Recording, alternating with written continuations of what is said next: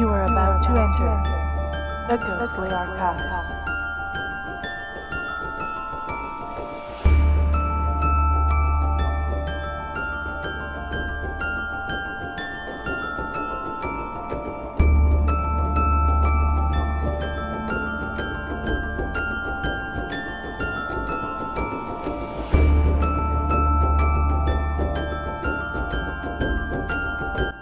Welcome, everyone. We are about to go live on the Ghostly Archives podcast. I have an amazing guest for you tonight, as usual. While we're waiting for everyone to stream in, you can help the podcast grow by doing a few clicks and giving a little bit of your time. So remember, while you're waiting for the live stream to start, go over and subscribe to your favorite platform, give the content a like, thumbs up, and make sure to share that content on your social media or share it from the platform you're viewing it on. And also, go to the audio podcast platform of your choice and give us 5 stars, especially on iTunes. That helps the show up in the ratings and it helps people become aware of us. So, hang tight, got about another minute, and we'll be right with you with tonight's special guest.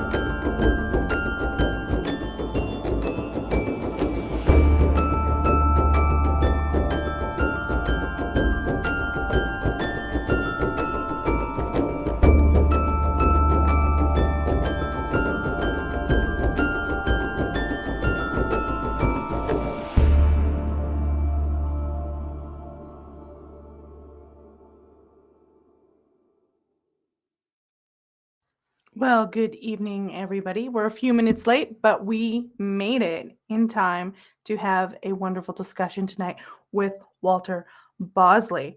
Oh, we got a whole bunch of people joining us today. We got quite a few in the chat. We got quite a few on X. So while you're listening, before I bring Walter in, remember to subscribe, like, share the content, and also do not forget to rate the audio podcast platform 5 stars because it helps us show up. Today, I have Walter Bosley on the show.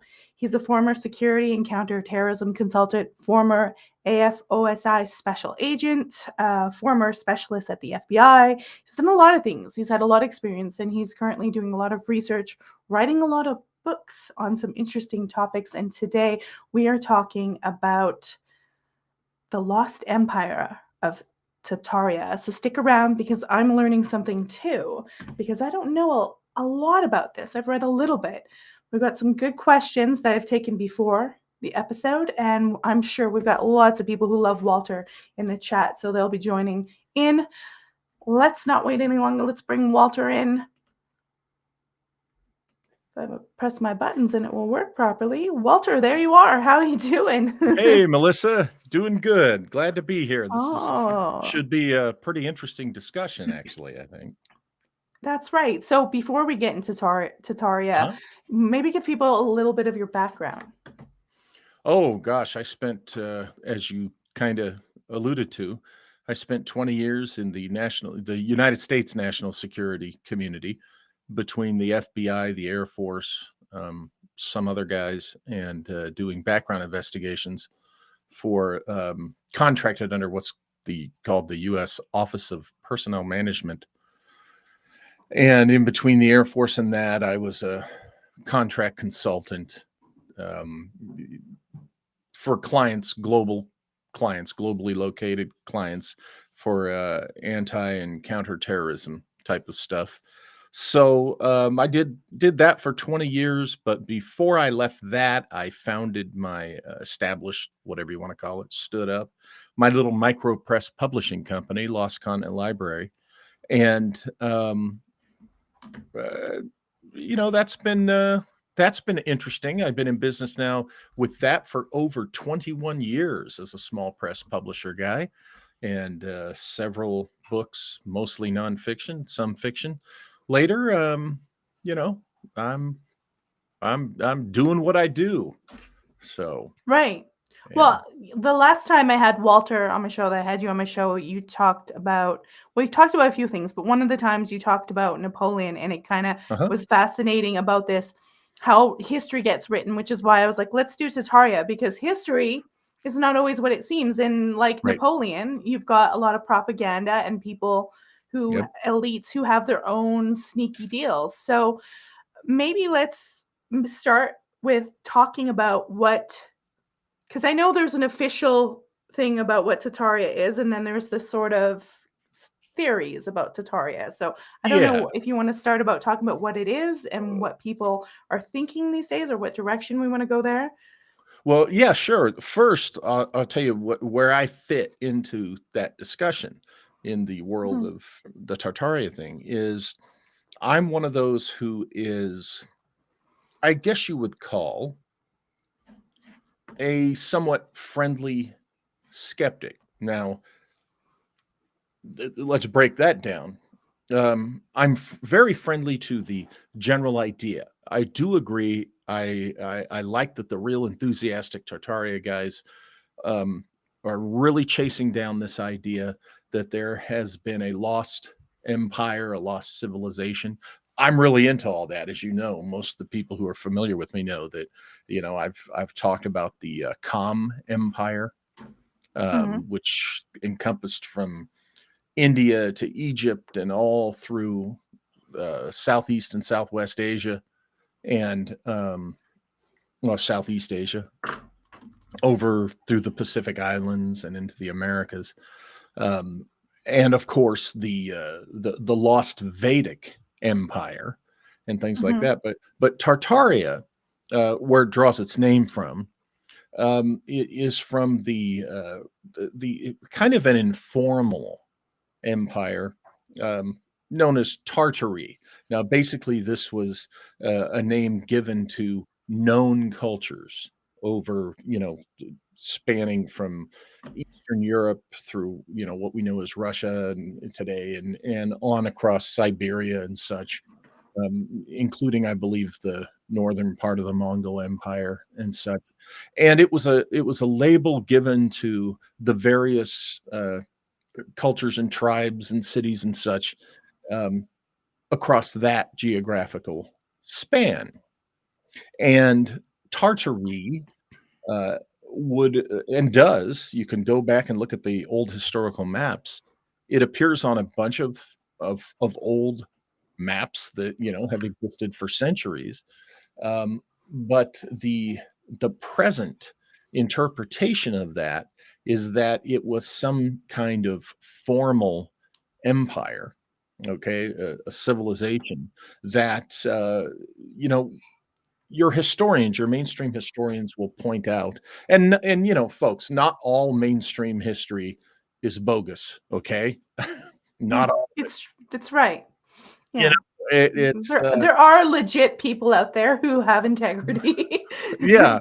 So mainstream historians will point out, they won't just claim, they will point out to you where a lot of the people of the so-called Tartary lands, Tartary Empire, were absorbed into Russia, were absorbed into the Mongol Empire, were absorbed, into known historical nations and cultures and things like that. Okay, that is a completely traceable, uh, documented Tartary. Okay, Mm. um, and now here's where I'm the skeptic. Uh, Presently, the idea of Tartaria prominently includes this idea that there's a suppressed Tartary civilization, Tartaria, as they call it, that it's suppressed and it's purposely being kept hidden from us. Now, where I have difficulty, a flat out problem, are the claims that buildings, various structures that we know the history of, we know when they were built, how they were built, why and by whom. Some of the Tartari enthusiasts claim that, oh, no, these are centuries older than we're told. And as the pioneer expansion went from the eastern, part of what's now the United States, North America, across the continent, they found these buildings. For example, and I do, with intention, use the word ridiculous. One of the ridiculous claims is that the buildings of the 1893 Chicago World's Fair, for example, what's known as the White City, because the buildings were all painted white and such. There are Tartari enthusiasts out there that claim that this was a city centuries old that they just found intact and abandoned. Well, folks, I myself have looked into this, and I've been to a museum where they have in their vault a book published in 1894 by the people who were running the 1893 Chicago World's Fair. Okay. And in this book, it's a beautiful book, and the images are just crystal clear. But they keep it in a vault. You have to go in there. You got to wear the white gloves and everything. They protect it because it's an old book. But you see the photos of this thing, what the land looked like before it was built. Okay, leading up to when they started building it in the 1890s. You see the buildings under construction. We know exactly who built these buildings for this fair and why. And so this is where I diverge from the popular Tartaria enthusiasts. Is this is just it's just kind of ridiculous on the face of it. But I'll be honest with you, I'm not as harsh on Tartaria enthusiasts as I am on flat earthers. Don't even get me started on that. Oh my God. Because, and here's why. I do think, and I tell the Tartaria guys I talk to about this, I tell them all the time, I think you guys are pulling a good thread. I do think that you are on to something. And a little bit later, I'll tell a little bit about some research I've done in the last year that this is academic, and a couple of books I found that refer to some ruins that kind of suggest that there is a lost civilization in a place that you wouldn't expect it. And essentially what they described were these old buildings that had been kind of worn down through the ages. And, so that was in my Napoleon research, by the way. And so I see reasons in my own research to not completely discourage the Tartaria folks. Because again, I do think they're on the right track, but I think they're just I think it's a complete dead end, and really a killer to their subject being taken seriously if they keep insisting that structures that were built for fairs, like the what is it, the Acropolis, the Temple of Athena in Nashville, Tennessee. It took me, I think, 12 minutes to find all the public records proving when that was built. It was built for a World's Fair and such. So, that part of it, they need to kind of set aside. Move away. Well, I was on a Facebook group, and they posted a picture I don't know exactly what their point, but they posted a picture of Liverpool in 1910 and Uh-huh. Liverpool now in this street scene, Mhm. and they were going on like all this architecture is disappearing, what's happening? And I'm like, yeah, well, Liverpool was bombed to heck in World War II. Of course, part of that's missing, and no one mentioned that. There was people in the comments saying World War II, and maybe they didn't know the real history. I don't know. Maybe they were just like, is this a thing? Maybe they hadn't researched, but Liverpool was heavily bombed. There's, I hate to say it, but just in our wider community, in general, be it this, be it UFOs, be it, you name it. There's a lot of people who just don't know the background, who don't do their research, Right. who don't do their homework, and they just put forward these baseless ideas and wonder why people Yeah. don't buy it. They kind of connect Because everything to their theory rather than look at that specific instance and see what happened. It's fine to have that as a theory and say, hey, this doesn't fit, but you can't fit everything to your theory. It's kind right, of and not then the other not necessarily how you're supposed to do it. right, and the thing I have run into, not all the time, is this idea that well, Walter, you write about wild things, you propose wild things. Yeah, notice the verbiage there. I propose, I hypothesize, I speculate, I identify when I'm doing these things, and yeah, I present my evidence, but I always identify, hey, this is what I think, this is what it might be, and I could be wrong. But there's people that think that if you propose something, hypothesize something, then you're expected to accept everybody else's hypotheses on the face of it. And I just will not do that. That's not using discernment, that's not using critical thinking. But I have this other suspicion.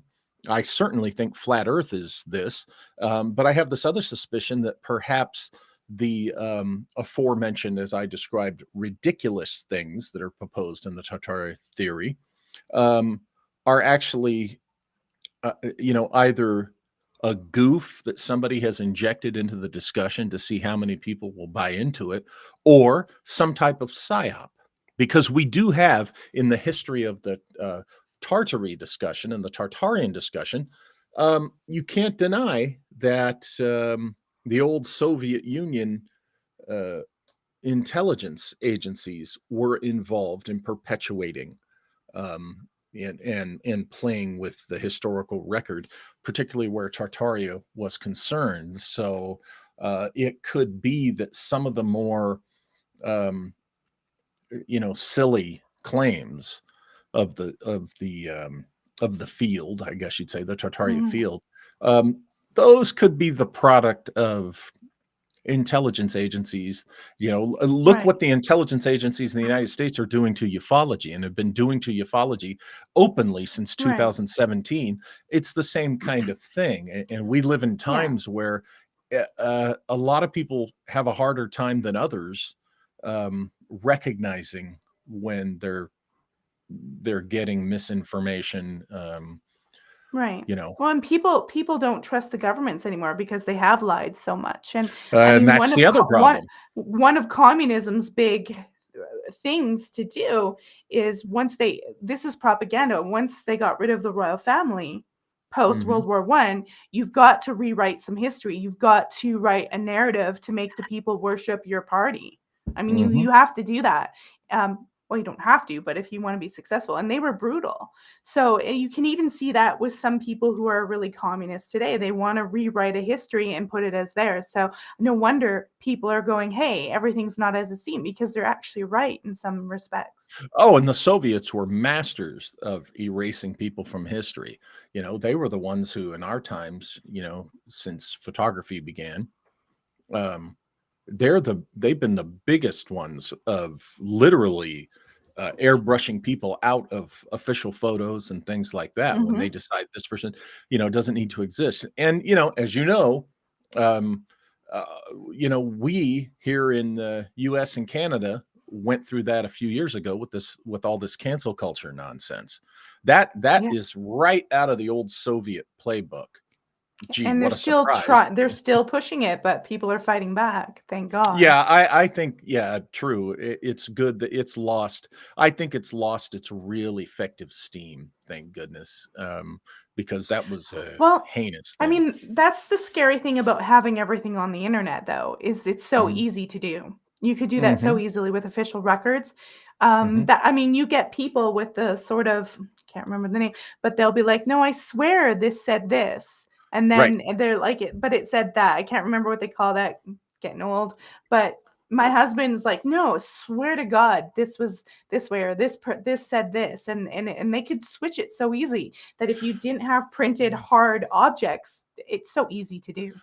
And and the problem in our times is that there are legitimate instances. I don't have them in front of me, and because we're not discussing that, but there are, for example, legitimate pieces of evidence to argue for the Mandela effect. That's But it. but there's also a whole lot of people just misremembering things. That's true. So and sometimes it's hard to pinpoint which is which. And that's what's difficult in our times because people don't want to be told they're misremembering something. Um, Particularly the worse their Dunning-Kruger is, the more they don't want to be told they're wrong about something. Um, Right. and that's the thing is the as you mentioned, the governments are taking full advantage of that. They don't just take full advantage of it, they're part of feeding it, you know. Mhm. So this whole Tartaria thing, uh, that's been part of the mix because the Soviets were putting stuff in there. Part you would say, well, why would they do that? Well, part of that was to claim areas of the world that they didn't have any legitimate claim to, but by going back and saying, well, that used to be part of an empire that we've absorbed, and so think about it, to be able to You claim. can see that in so many instances all over Yeah, the book. people don't realize that the Russians, pre-Soviet Union, they were present in Northern California and I think Oregon and Washington State, all the way up to the Yukon and obviously Alaska. The Russians, they helped Abraham Lincoln during the Civil War, help fund and support the North. They were very present on the North American continent. Well, Wow. yeah, there were various dealings and treaties and this, that, the other, which is why it ended up being in the hands of us, who it's in the hands of, and that's a whole checkered story too. But during the Soviet era, they would have liked nothing more than to present some type of evidence to lay claim to parts of our Pacific Northwest, or even deeper into the United States. The Chinese have done a similar thing because there were Chinese mariners who made it to the Americas, but the Chinese will, exaggerate that, and the whole thing is to plant the seed in people's minds that, Mhm. oh well, they were here first, so they have a claim to it, Mhm. and that's the thing, is it's mixed in with actual, you know, fact-based expeditions where they were here, or a known presence like the Russians in California. That's a well-known presence.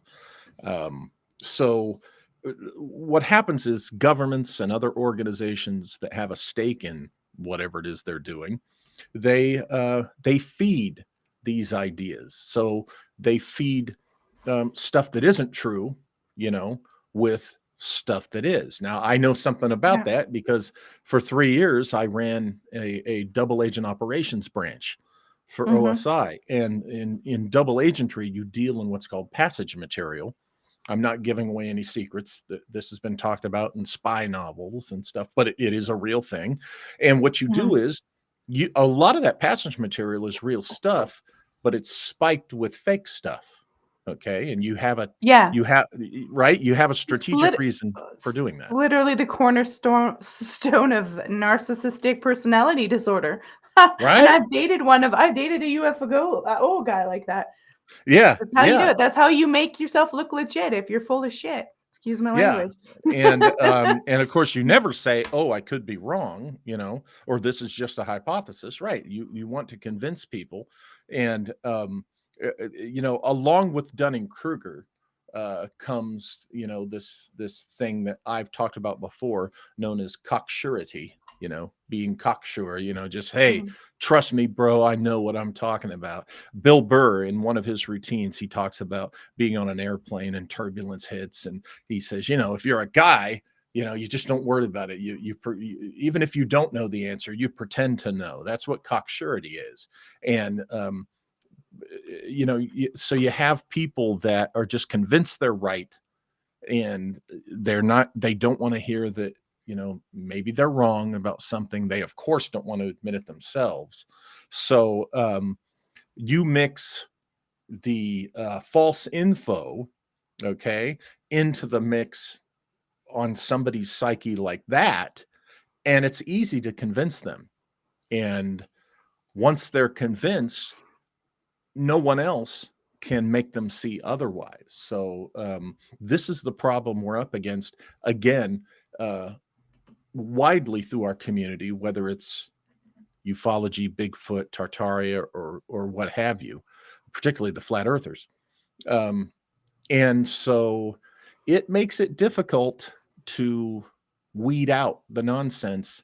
Mhm. It makes it difficult to explain to people, well, yeah, this relatively wild thing might be true, but that over there isn't true, because again, going back to what I said a couple moments ago, well, hey, if that wild thing is true, then all this other stuff must be true. And that's where you run into trouble, and that's where some voices in the Tartaria thing are really running into trouble.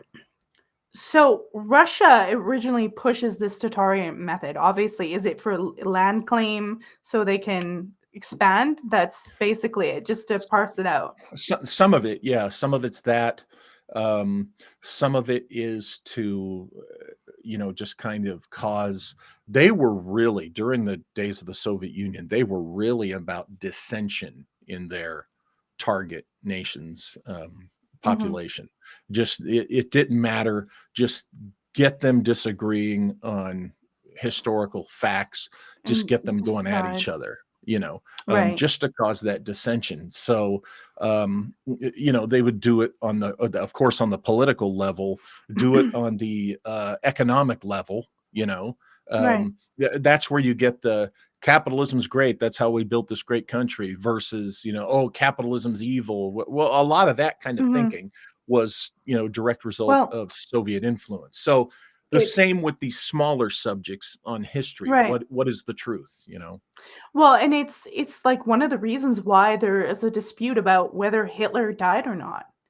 Because the Russians Well, are like, "Yeah, we have his skull, we have this," and everyone's like, "You right. can't trust the Russian. It's the Soviet Union. They're crazy." They Well, and so they create problems for themselves too, don't they?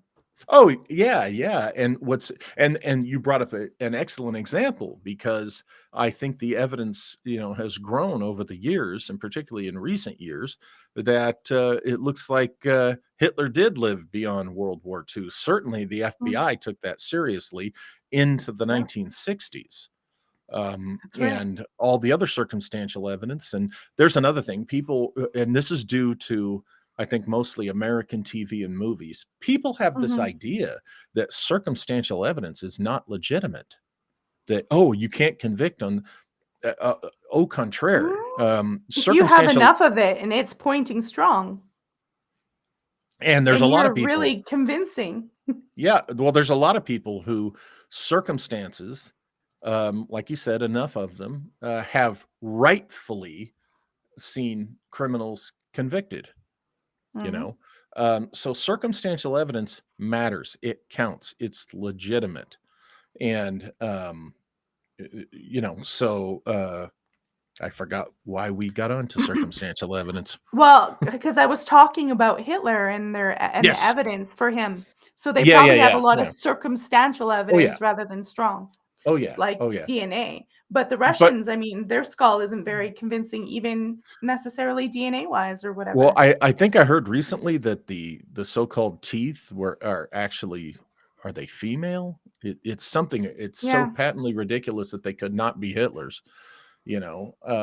So yeah. Maybe So you did. it's what I was going to say is that just because, for example, just because you're convinced that Hitler lived after the end of World War II doesn't mean Mhm. that you have to buy flat Earth, or that the Chicago Yeah. World's Fair buildings of 1893 were actually centuries old, or this, that, or the Mhm. other. And I think that's what the Tartaria field of research just really needs. It needs to kind of clean up its house. And So we have a comment saying the DNA was female. that's what it was. Thank From you. Mr. Incognito. That's my That's husband. what it is. Oh, hey, Mike. Good Yeah, man. Good man. yeah, yeah. The DNA. He That's what knows it his was. The stuff. DNA was female. So, Well, they tried to say the skull was his and all that stuff, and they matched his dental record, but then there was something else that the DNA was actually female. So it's really confusing.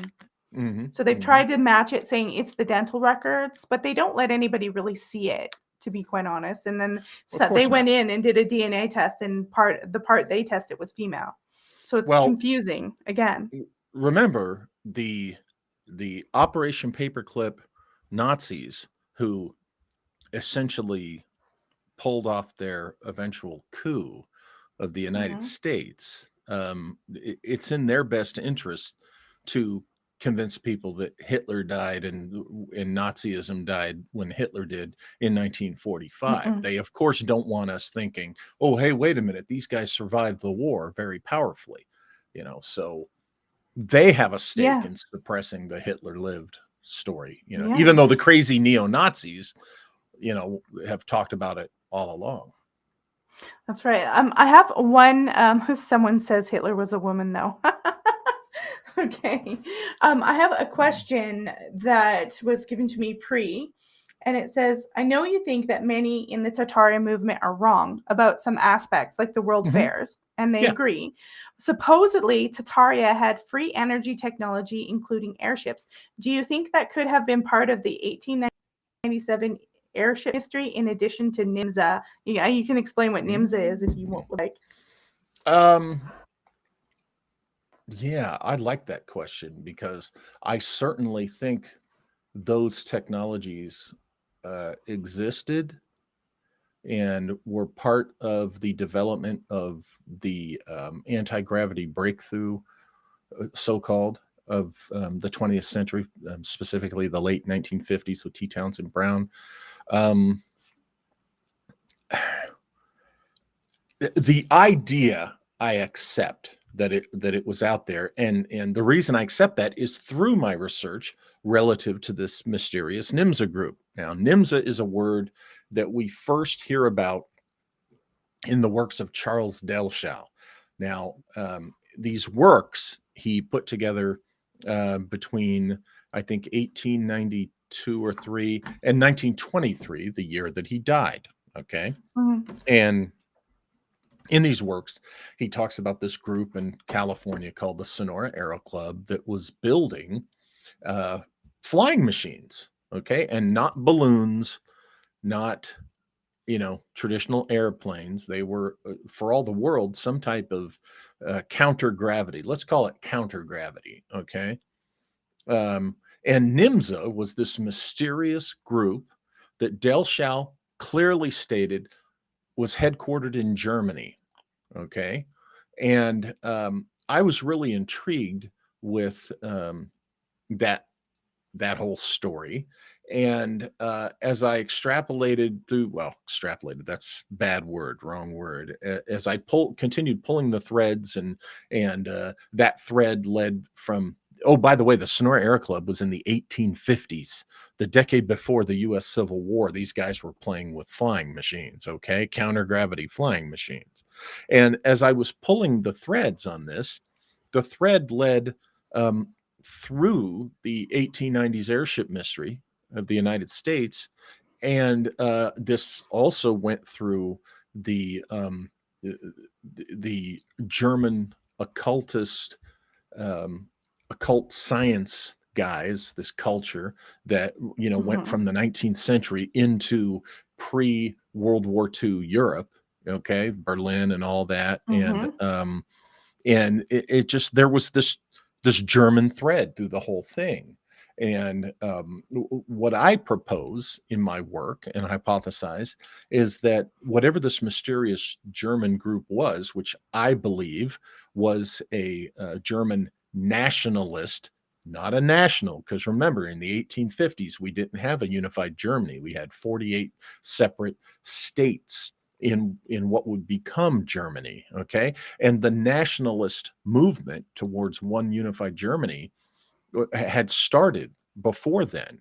And so by Delschau's description and pulling all the threads, you see that Nimza appears to have been one of these nationalists, a private organization of nationalists who wanted a single Germany, okay? So when you keep pulling the threads on that, through their nationalism, through their industry, through their occult interests, all these threads, starting at Nimza, the mysterious Nimza in the 1850s, lead right into Nazi Germany.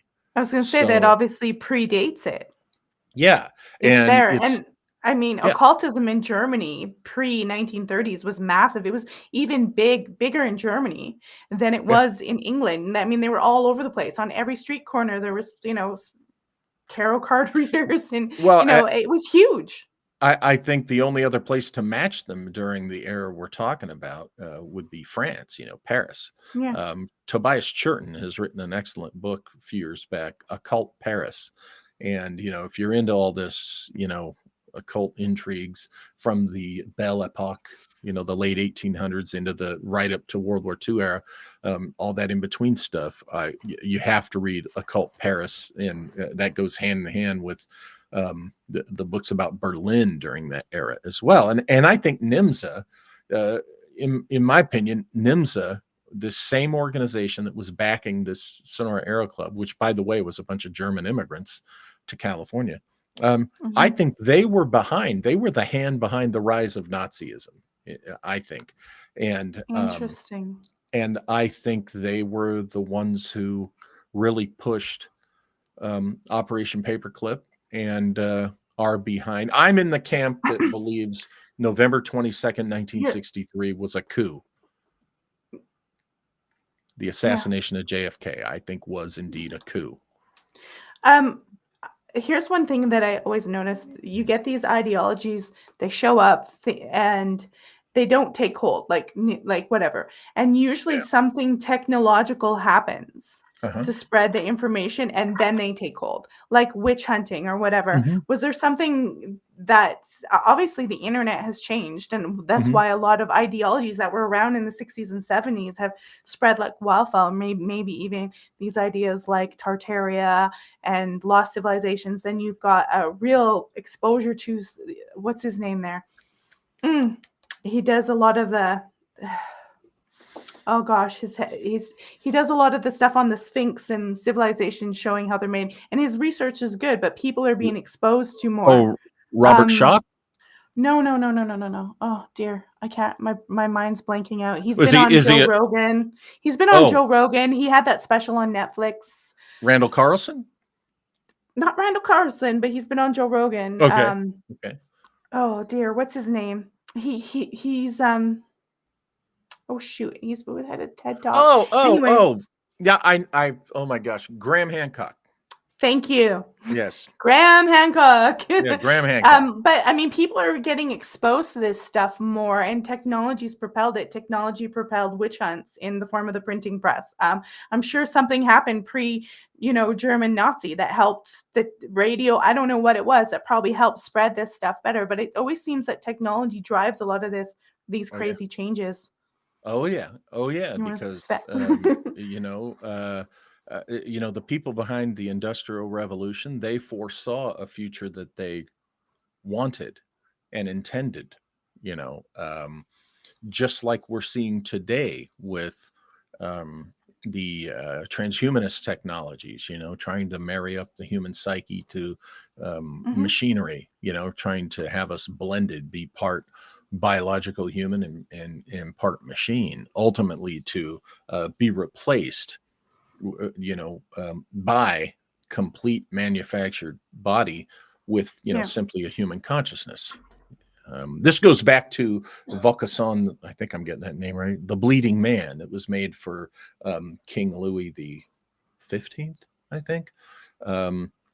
And the idea, it is believed, was that it was a complete replica of the human system, a circulatory system, everything. And it is believed that developed by an alchemist, the idea was to transfer the king's consciousness into the replica while I guess he was healing or whatever the surgical things of the day were being done for a variety of purposes. So, they were thinking of these things centuries ago. And look how, now we're approaching the ability to do this. Now, you talk about Mhm. this, how industry drives history and stuff. Well, look how fast, how rapidly the technological advancement has been since the early 1800s to today. I mean, just go from, the airplane, right? It was roughly only 60 years between um, the Wright brothers. That's the example Mhm. everybody likes to use, even though there were others out there. But, it was roughly only, I think only 40 years, uh, 35 to 40 years that the jet engine appeared, and only 60 years that we were already putting things in space. So that was a huge S- and rapid advancement of technology that, Right. yes, was being driven by people with a political agenda, a political motive. Right. And Nimza, I am convinced, was a group just like this. They had this, as dark journalists would say, this X technology, and they had the vision of the future to go along with it, and Mhm. they drove us there. That's right. I mean, we always have this perception of the past. Everyone's ignorant, medieval. But so when you see how fast our technology has developed, isn't it possible that there was a time in history, Oh a yeah, lost civilization, oh where yeah, they had a lot of stuff more than that one. we are ignorant to because we think we're Yeah, superior? because so much time has passed, and yeah. Yeah. Now to bring it back to Tartaria, what we were just Mhm. talking about, there's a big change. A young guy named Todd Wood and I, we're working on this series of books called the Lost Future series. Okay, and we've come out with 2 already, and it's our hypothesis, our overarching hypothesis, that by the 1890s, powers that be, industrialists, financiers, the elite, the the oligarchy, they had decided that they wanted the 20th century to be something other than what we were heading into. Now, one of the best ways to exemplify what I'm talking about is go back to the 1890s, for example. And I'm not one of those that's so nostalgic that the past was perfect. That's not what I'm talking about. But in the 1890s, things had an elegance, right? Um, Architecture, um, municipal design, clothing, homes. You know, look at like you can find old water fountains in Paris, for example. Just a simple public water fountain. Oh, it was ornate. I mean, it was just every little thing. There was just a beauty and an elegance. Well, somebody, the powers that be, the oligarchs, they decided, no, we want the 20th century, this century we're going into, we want the future to be much more plain and streamlined. And we need to, elegance is too conducive to lifting, the human psyche, the human spirit. Okay. Right. It's We inspiring. It's magical. Yeah, Like they want, spiritual. yeah, they wanted to kill that. So they had to lead us into the we went into, there was Art Nouveau, but then there was Art Deco, and then there was the Mhm. streamlined era, And you could see it in architecture, so that by the 1970s in the West, particularly in the United States, your Mhm. common architecture just got god awful. What happened was you had a bunch of um, far less talented architects and engineers who thought that they were following in the footsteps of Frank Lloyd Wright and his modernism and a guy named Richard Neutra. Okay. Now, when Mhm. you look at Frank Lloyd Wright's things, you go, wow, that has a modern beauty to it, its own elegance. Yes. When you look at Richard Neutra, you say, wow, that has kind of a modern beauty to it. It's kind of boxy or whatever, kind of a little like Mondrian, but Mhm. you know, architects who all across the country who were nowhere near as talented as those two, um, they let that vision drive them, and we ended up with ugly, boxy, just god Well, awful things all around and us. and as machines take over, we've lost the skill. I mean, look at, is it Notre Dame that burned down? I don't think they know how to reconstruct that.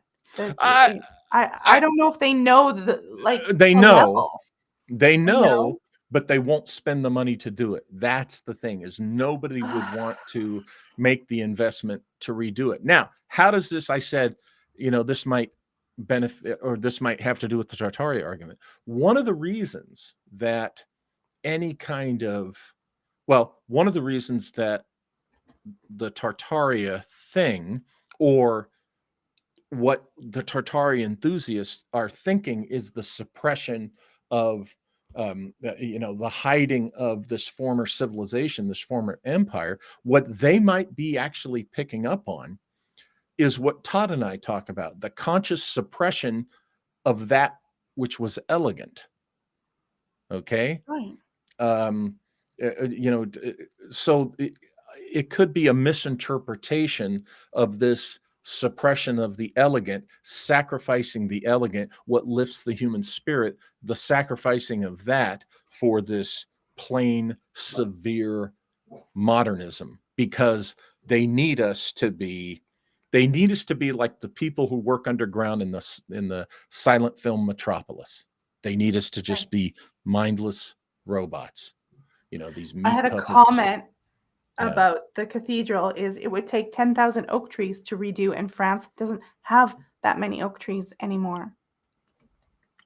Yes, exactly. And they're not going to want to obtain that, from the places where there are oak trees, even, that's just it. Nobody wants to commit to, that level to recreate this So, I incredible mean, masterpiece. eventually everything, even like in that's how Tartarian Empire, that's how these places go missing, because eventually no, there's not going to be the same resources as there were hundreds of years ago, and it's going to get replaced by, I don't know, 3D cathedral. I have no idea, some kind of printed. I don't know. Well, Uh, it's a and the projector, farther you and know. the farther we get beyond its destruction, the less people are around who remember it how it Mhm. was.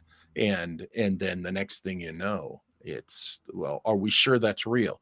Take at the moon landings. I'm Mhm. sorry, but about, you know 75 to 90% of the people I know who question the moon landing either were born after, Mhm. 1969, after the moon landing Right. era.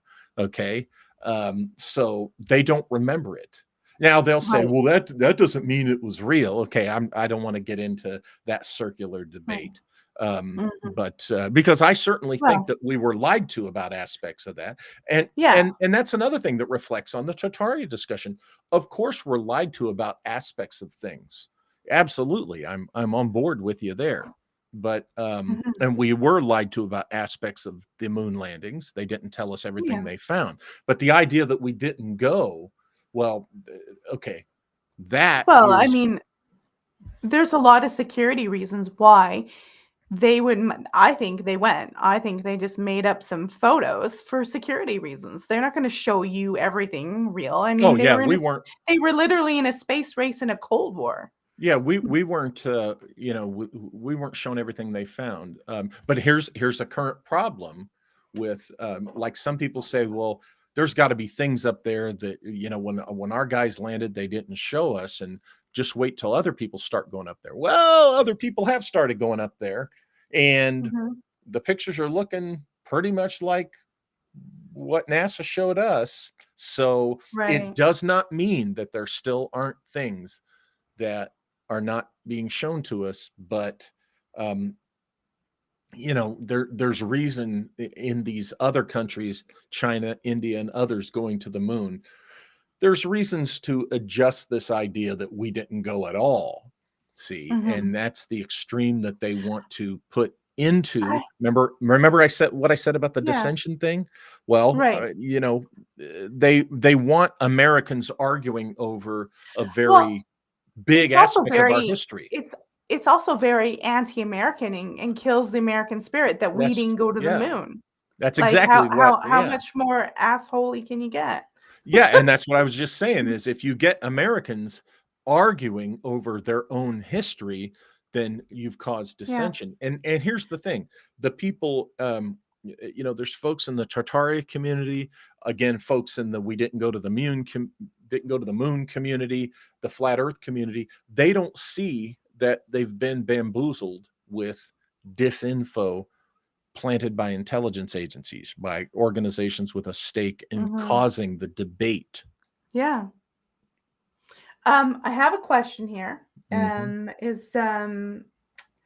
They were listening to the Indrid Cold, the Three Worlds, and the Vedic Mexico. Maybe you had a show on that. Very interesting. It said, I wonder if you know about Apollo 20. Some aspects, like the city, are clearly hoaxed or different information, but the rest is really intriguing. If it's true, it fits in with what you said, as well as Dr. Farrell's Cosmic War. Okay, you're going to have to explain this because I'm confused. Sure. Okay. Apollo 20. Here's the issue. In fact, that's a great question, because this is an example of what I'm talking about. I think it's either maybe I'm getting the title wrong, but there was a movie, I think about 10 years ago, about a secret Apollo mission. I can't remember if it was called Apollo 18 or Apollo 20. And people are getting images from that film mixed up with reality. They're also thinking they're thinking that what they see in that film and the things about that film are true. It's not. That was a movie. Now, that said, I have said before, and I'll say again today, I don't think we stopped going to the moon after Apollo 17. I don't think that at all. I think we continued going up there. But the issue of this Apollo 20 thing, I don't think in itself is real. So again, that's kind of like the Tartaria, my position on Tartaria. I'm kind of with you on, okay, I want to hear more about this, the general idea, but some of the specific examples people are citing are either provably false, provably like, movies or something, or just a wild misinterpretation of, facts. Right. I see. There was some film footage that I seen. It was like a crash ship, a city, and an alien in it that they called Mona Lisa or something like that. Oh, yeah. It looked intriguing. It was kind of creepy. I've only ever seen stills of the Mona Lisa thing, and that is interesting. And thank you, Johnny Side. Apollo 18 is the movie. So Apollo 20, I think, is Apollo 20 the thing that you're talking about that has the Mona Lisa? I think so. And the ship. That's interesting. I haven't personally dug into it enough to know if that's lifted from some movie or if it was put out there as a hoax or what, but it is intriguing. I would love to learn more about that. The problem with a lot of these things are you could spend all your time, okay, digging into the red herrings, the misdirections, and that's what they want you to do.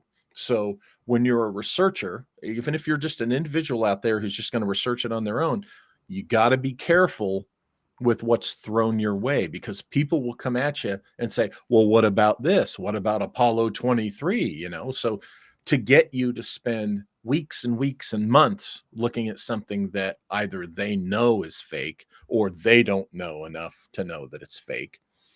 It's a way to divert you off of your more legitimate research, kind of like the secret space program research up until Yeah. 2015 was something completely different than it became when that fool Corey Goode was given the stage by people Right. who should have known better. That's They right. know who they So are. they're saying Apollo 20 was supposedly a secret U.S. Russian mission, and Yeah, someone's saying that it was possibly a French film, but someone yeah. took it and hoaxed it, not the students, or something like that. So we had There two you different go. There you comments. go. And that's the problem. So this is why another thing you run into is somebody throws something. What do you think about this? And you say, I don't know enough about that. Send me info. And their attitude is, no, you need to go search it. I'm like, no, I'm not taking that bait because I don't know if this person is just trying to divert me off of more legitimate Right. research, which is why I brought up the SSP research. So, I really do think everybody was diverted off the legitimate discussion of the SSP stuff in 2015 because the legitimate researchers were getting too close. Now, at one point, I'm sure there's a point in Tartaria research where maybe it wasn't the silly claims about the World's Fair buildings and things like that, but at some point the researchers were getting too close to the truth about whatever the truth is at the heart of Tartaria research, and they were diverted by these ideas that known, documented, traceable buildings were around for centuries. You see what I'm right. getting at there, where these ideas were purposely planted in the Tartaria discussion to be a diversion off of getting too close to the truth. Right. You know? So, do you think that our democracy, as good as it is to have a democracy, do you also think it leaves us vulnerable to these sort of disinfo sort of things and this propaganda? That's because it's obviously there's possibly some coming from our own government. Now we got Russia, maybe it's China, maybe, I don't know, maybe it's Iran. I don't know. We have democracy. We're supposed to have freedom of speech, but if you're not someone who knows how to think well and be critical, that could leave your population really vulnerable, couldn't it? Yes, it could, and that's been the concern since the days of the founding fathers here, in the U.S. is that we have this democratic republic. Thank God we don't have a pure democracy because that would have ended in chaos a long time ago. Mm-hmm. But yeah, with this democratic republic, it comes down to you got to trust the people eventually, and Right. that is something that that our rivals, our foes, our enemies figured out early on, or at least by the late 19th century, and that's part of what the 20th century was all about, was playing upon what you just described and dividing. See, here's the Mm-hmm. thing: you go back in U.S. history, there's always been divisive opinions and stuff, but what there always was unity in, except in the 1860s when we had a big fat civil war, but Right. generally In there's your identity as a yeah, nation. there was a unity in identity. You were an American. You were, Mm-hmm. it was we had this, we were all in the same country, by golly. And what they needed to do was break that. And, they threw a lot of spaghetti on our wall. And I think by the Cold War era, because the march of technology couldn't go completely unseen by the public, this is why the Soviets started plugging in nonsense and lies in ufology. Okay. Because we were going to start seeing advanced technology flying in the skies. And, Right. so they took advantage of that to, get people to look more closely at the bases. Okay. I looked at this when I was an agent for the Air Force in the late 90s. The idea of foreign agents using American UFO enthusiasts to aim their cameras and binoculars at our military bases. Oh, that's where the that's where you're going to see stuff, and share that with us, or embedding their own agents, which is what I looked at specifically, embedding their own agents in UFO groups, so that while all the other people in the group are looking up at the sky with their binoculars and cameras, the foreign agent is looking at our bases. But if you'll notice, there was an increase in connection to UFO sightings in our military bases, in the 60s and on up. And some of that was stuff that the Soviets were plugging into the community, the UFO community, so that they could get their people closer to our bases to look at them, just as I said. Wow.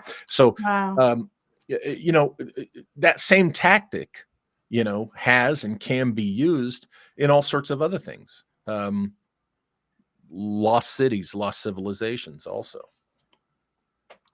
Interesting. Now back to Tartaria. What about mud floods? I know you've said that the world fairs, but what are the?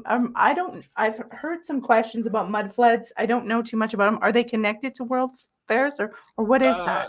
Well, some people do connect the mud flood phenomenon with the suppression of Tartaria, and they point out where you see these cities, and clearly there was a lower level when the building was originally built that has since been, under the ground, under the surface. Now, this could be because of known flooding. Throughout human history, cities have been built on top of one another. Okay, this is something that's happened since ancient times. And it's not necessarily always because of natural disasters and things like that. The mud flood is the idea that there was this massive land dispersion, and there was literally, a flood of mud that buried, cities, or buried them partially. Again, in the mud flood argument community, you do get people just not understanding basements in some cases. Now, I know some people are going to go, you're saying it's a basement. I'm not saying all situations it was a basement, but in some cases, when you look at the photos, you see clearly that, okay, that was a basement level, on this particular structure. But they argue that, okay, the mud flood came through and drove all the people out, so this city was abandoned centuries ago. And then they marry it up with the idea that as the new growing American population moved westward, they found these cities and claimed that they built the stuff themselves, and that's the big conspiracy. So mud flood is tied into that. Admittedly, there's other people than myself who know a lot more about the mud flood thing than I do, but that's the basics. Interesting. So I have one other question that was given to me. What do you believe happened to the Tartarians, and why have they been removed from history? So they remember seeing Tartaria on maps when they were a child. So why would they see that, and what happened, or what? Yeah. It's what the old Russians used to call the Tartars. The Tartars are a documented culture. Okay, that they were in several territories and regions throughout what we in the modern era would know as the former Soviet Empire. From Eastern Europe on across Siberia and Mongolia. Okay, they were a known people, and they were absorbed. Okay, they were absorbed by the Russian Empire. And, the history is full of, the examples of these people and where they ended up and who absorbed them. So this popular Tartarian Empire likely, as it's discussed today, never existed. They're confusing the Tartary people, the Tartars, with something that never existed. So they're just going to have to go back and look at history again. And there's another problem with this, is you have a lot of folks in this discussion who have just taken the position that nothing in history is accurate or true. Mm-hmm. That if one thing, it's kind of childish, and I know I'm not popular for saying that, but folks, it's kind of childish. If one thing was not true, then I'm not going to trust any of it. None of it's true. Well, I'm going to I, I question everything. I think that's the effect, though, Yep. that disinformation and weaving fact and truth has on people. I don't Yep. know that they're necessarily being childish. It's just like they're just like, stop. Because I mean, Uh, that's one way of dealing with that stuff, is like, I can't here, trust anything now. It totally flips up your sense of reality, and that's what it's y- meant to do. It's like kind of torturous. yeah, but think about it. You and I are aware of this. We both know and have accepted that, yeah, we get lied to, by authorities and historians and stuff like that. Hmm. But still, we are not throwing a tantrum here. We both know, because in this discussion, we've revealed that we still take a close look and decide for ourselves. We both have said not all of documented history is a lie. Not all Hmm. of it is disinformation. And what I mean by that is to just throw your hands up in the air and say, oh, it's all fake, Right. it's all lies. That's the tantrum. Okay. Right. Um, Maintaining your wits and saying, okay, I'm going to take it on a case by case basis and pull the threads that I can pull, and discern between, okay, this history is is the accurate history. This over here is what's questionable, you know. Um, Hmm. in my Napoleon research, now, I don't go into that denying that this battle happened and there were that many killed, or this event happened and they were Hmm. that. What I deny is the characterization of Napoleon. Okay, Yeah. the character assassination part. That's what gets based on a lot of ridiculous exaggeration. But I don't go in and just say, well, if they were lying about Napoleon's character, then nothing they tell us is true about him. Yeah. Even questioning events that we know took place because they had So thousands of witnesses. I took history in university for a Hmm. couple of years, and I mainly, it was Russian history, World War I, World War II, and I had a Hmm. lot of I was younger. It was really difficult to question their narratives, but I did. And I had this World War I, World War II professor, and he was taught, they always kind of present like communism and Nazism or fascism as like so different. Yeah. And one is better than the other and nicer than the other. And I thought, I was looking at them like, they kind of seem to have a lot in common. And they Oh flipped yeah. right out at me. I said, they Of seem like course. two sides of the same coin. And he was like, my like almost all of my history professors were stuck up, hoity-toity. I called them little gatekeepers, and they did not like someone who was like 21 saying, this kind of Well, looks really similar. How could you say that this was the goodies and these were the baddies? They kind of look like they're all doing some really horrible stuff, and more people died over here, and it's all authoritarianism at the end of the day. well, And they didn't like Stalin that. Stalin murdered wholesale even more people than Mhm. Hitler. I you know. know but your contemporary to us, your young Marxists, um yeah, they do, they flip their lids when you point out that communism I has been just Yeah. as evil And as I don't Nazi fascism. this was like what, 2001 or something? Yeah. Like, I don't even know if he was a Marxist, but there seemed to be a narrative in Western universities that Well, you know how that happened, that don't you? that fascism was worse than communism, so let's be communists. I'm like, "Are you Yeah, nuts?" well, that's because back in the 1920s, Brzezinski and the guys who founded the KGB, they're the ones who, a lot of people don't know this, but what the KGB did in the early years of the Soviet Union, Mhm. after the Bolshevik Revolution, was they sent agents of influence, as many as they could get, into the West, Western Europe, Right. England, and the United States. And these agents of influence Mhm. were given specific um, things to target about our society. They were Right. journalism, law, academia. So they Okay. were they were pushing the basically the curriculum. Exactly. And this in the United States in particular, and I've heard up in Canada too, really took a hold in our universities. That's why to this day you still have Marxism, Yeah.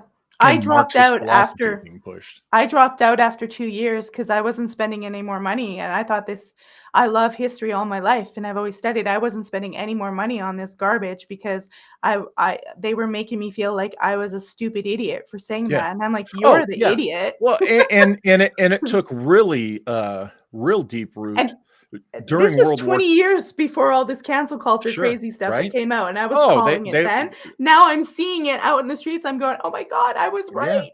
Oh, because they were masters of it, 100 years ago. But see, during the World War II era, when of course everyone was geared up to fight Nazi Germany, the Soviet influence agents wanted to protect their position here in the Yeah. States in particular. So, oh my gosh, yeah, of course. Yeah, we'll work with you, America. Oh, yeah, I'm a good American. I might be a Marxist, but I'm a good American fighting those fascists because, particularly when the war ended, they had their agents in place going into the Cold War.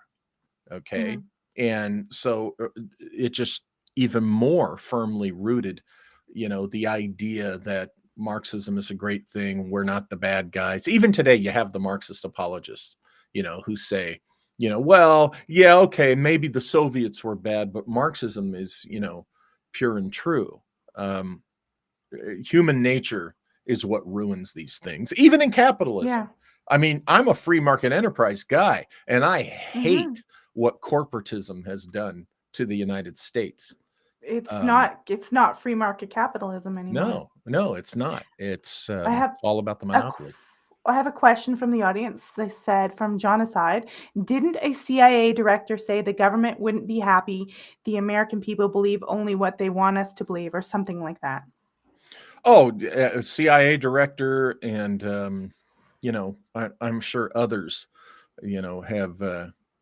Oh yeah, I recently, my most recent book happens to address. I put out my opinion. I think the coup was of course, the JFK assassination, but the invasion was through the Trojan horse of Operation Paperclip, and I lay that all out. And I first was doing research on this, back in 2016 or 17, something like that. Mhm. And it really opened my eyes. And I'll be honest with you, it was so depressing that I had to put it aside. And Wow. finally, I picked it back up this year and said, okay, I've got to present this. And, yeah, it's my firm belief that Operation Paperclip was a Trojan horse. And they moved us towards this monstrous military industrial complex, okay, to be able to eventually effect a coup. And that coup, was the assassination of JFK. And ever since then, we've been It really crushed everyone, under not and control. crushed America's soul. Yeah. Canadians were crying about that, like, it crushed everyone's soul. Well, and when you look at what's happened since then, war after war after war.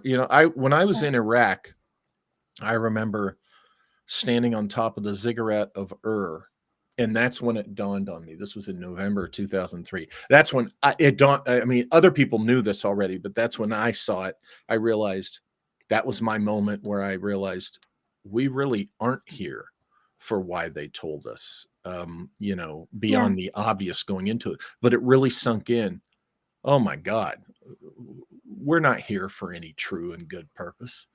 We're Yeah. here for the military industrial complex. We're here for, you know, the, there was ancient technology, that was part of why we went to Iraq, because, the stories about Really? how yeah, the story about how, That's a whole different podcast?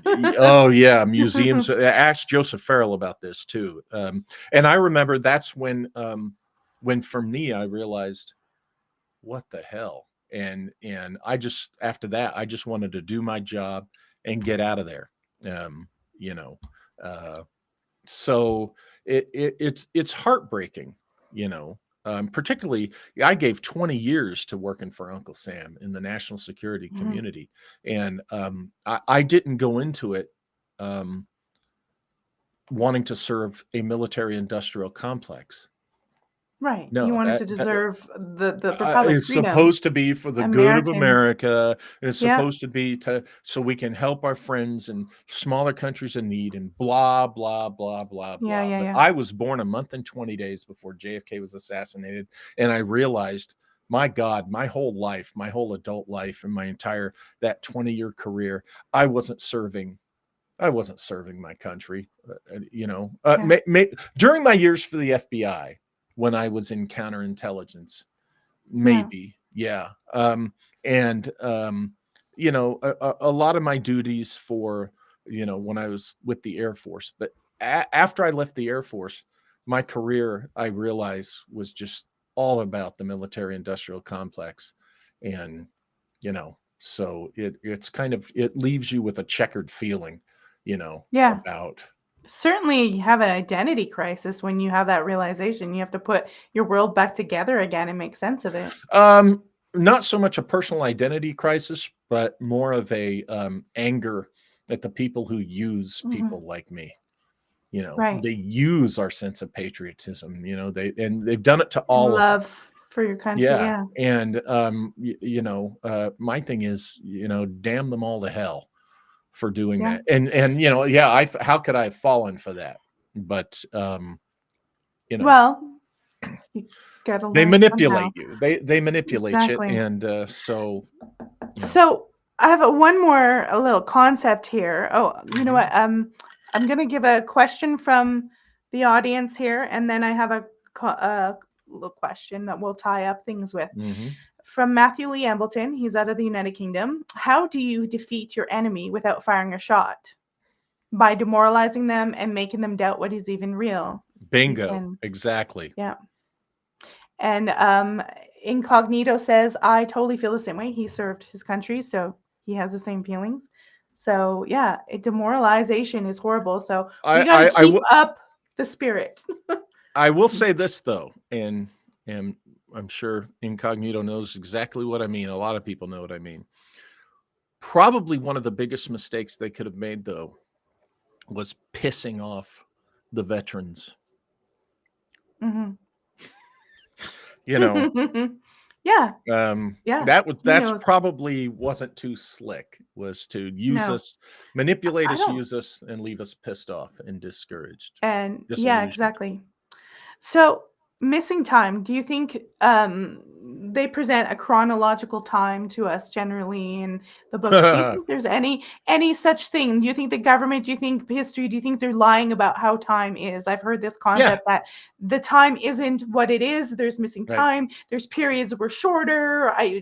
People are confused. They don't trust it. Do you want to expand on that? Oh, yeah, absolutely. And this is something, admittedly, I'm just recently beginning to take a closer look at, the idea that we're told that, the historical timeline was this many years and from this to that. And yeah, there are these inserted gaps, and there's this perception of what this age and that era was, that kind of thing. Like, there's people who say that the Dark Ages didn't happen, and some of the stuff is more recent than we're told. I mean, think about it. This is we're living here in 2024, but okay, we're told that that's a chronological count on years, but the year zero is arbitrary based upon the dominance of Western Christianity, right? Of course, the human timeline is much more Vedic in its scope than just the 2024 we've been counting since the time of Christ, and that's an obvious example. But I think literally the nature of time itself, we get lied to about. It has been monkeyed with. I mean, look at the concerns and the discussion brought up about some of the phenomena associated with the Hadrian Collider and CERN and all of that. In the legitimate discussion of the Mandela effect, time itself is part of that discussion. I think they've done something strange. I mean, just watching the rituals around it, I'm like, oh, these guys are, way into, I'll call it black magic. They are Oh yeah, From crazy. my perspective of even the understanding of time itself, time and space phenomena, the phenomena of time itself. Um, from my perspective, somebody has known a lot and has been manipulating uh, this phenomena since probably, interestingly enough, this time we're talking about the 1890s. Interesting. Yeah. I wonder what happened then. Um, That's interesting. so far, as I said, Todd Wood and I have been doing research on this. So far, what I think is that somebody, the people who, what we call the deep state people, the and the oligarchs and the so-called elites and the technological elites, they decided they had a strategy, a plan that they wanted to put in place to see how they could control a coming new century or across a new century, see how much ground they could make in human perception of the world, human perception, people's perceptions of the facts, how willing people would be to, get in lockstep and march to their tune. And this came as the Industrial Revolution was really taking off, and there were hidden technologies, ideas that were being toyed with and monkeyed with, counter gravity, as I said, being one of them. But with counter gravity, you also learn things about time and space. This is why with the legendary bell, now I'm the one who put forth there publicly, I discovered that Charles Delshow wrote about the bell as early as 1893 and as late as 1923, which, he died before Nazi Germany even existed. So we've got the Nazi bell, but I pointed out that in Charles Delshow's artwork, there is the bell. I have a picture of it right here. Let me show you this before we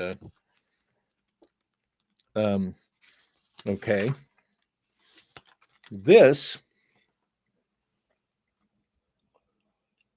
was drawn sometime between 1893 and 1923, and this is what Charles Delshow claims the Sonora Aero Club used to power their flying machines in the 1850s.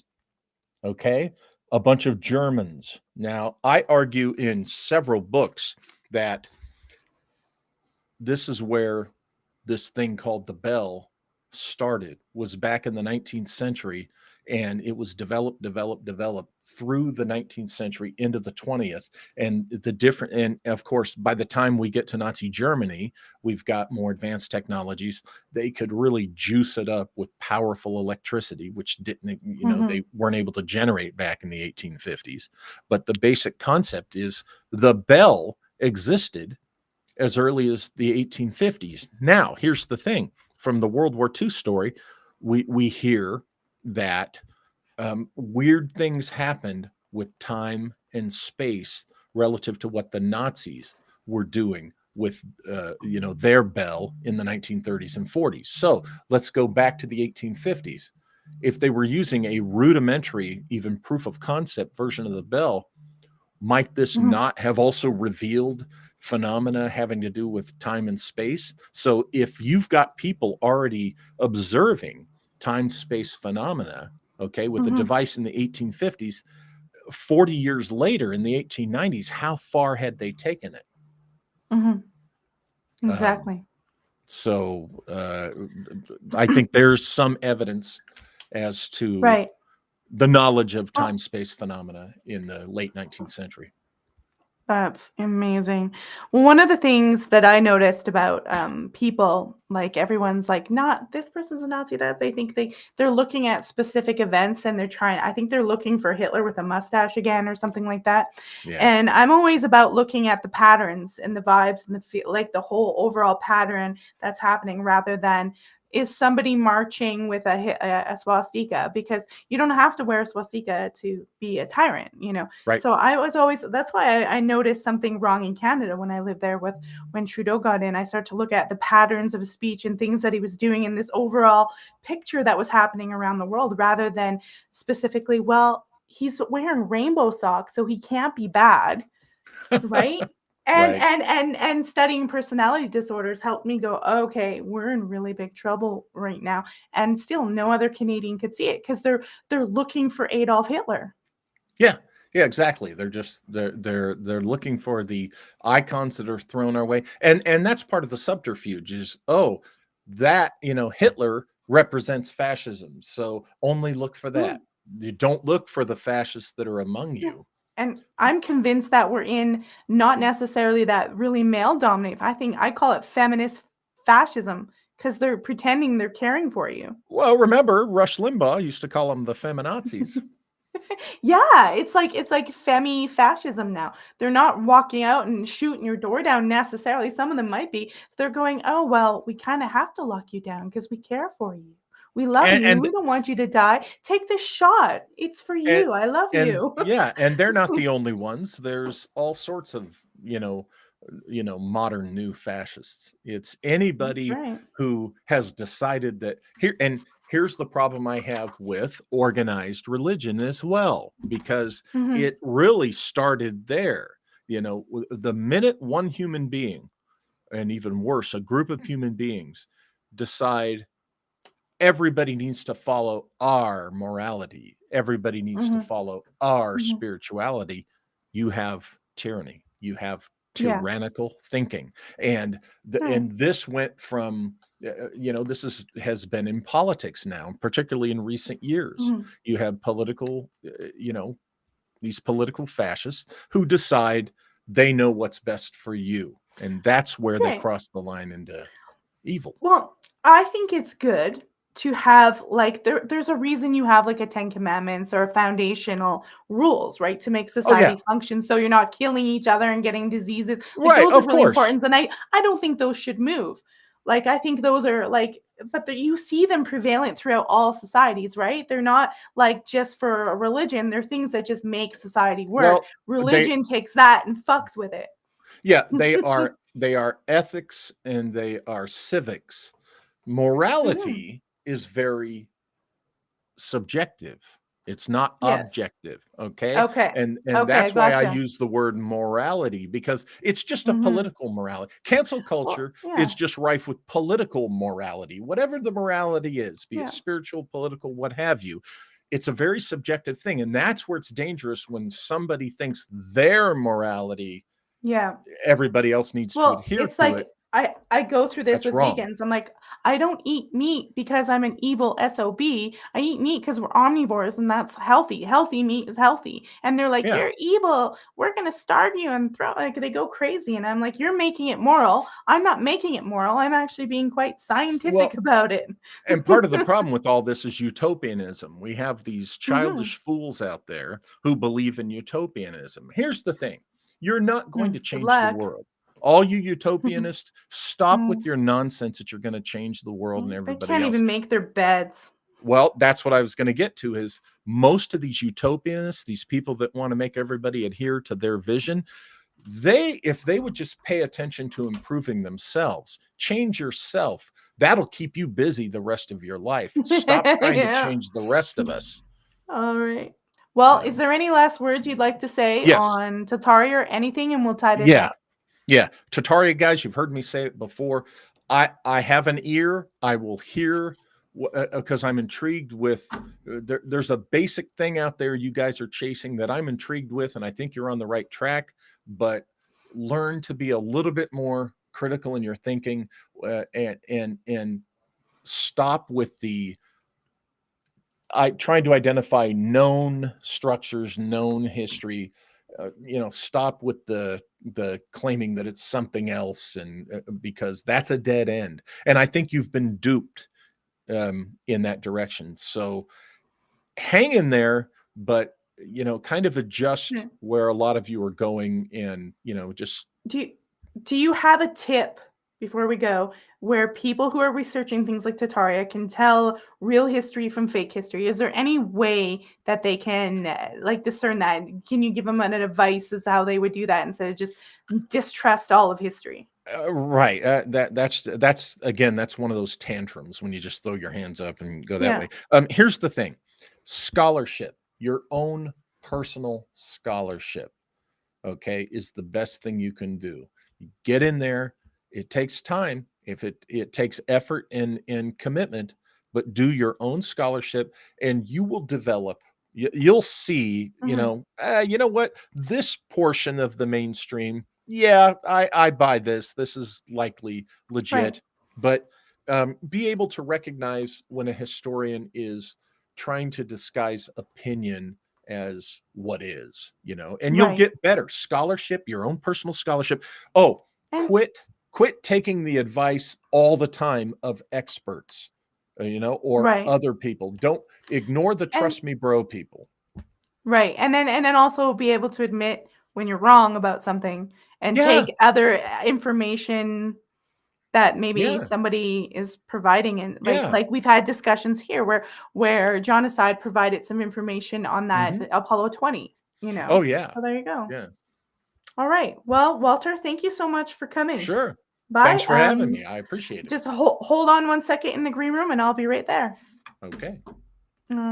All right, everybody. I'm going to tie this one up. It was a long one. Thank you for joining. Next week, my guest is from England. He's going to be talking all about Hammer Horror. His father worked for the Hammer Horror Studios. He knew Christopher Lee. He knew the biggies. He knew Peter Cushing, my favorite. So we're going to get a little spooky next week. So join us. It's all on the YouTube channel. Everything's registered there. So you guys can come and watch my guest, Gary Parsons. He's a filmmaker, and his father knew all the biggies. So he's got a lot to say about the classic great horror movies. All right, guys, take care. And I will see you next week. I believe it's a Tuesday. It's going to be a little earlier because he's from the UK, but it's happening.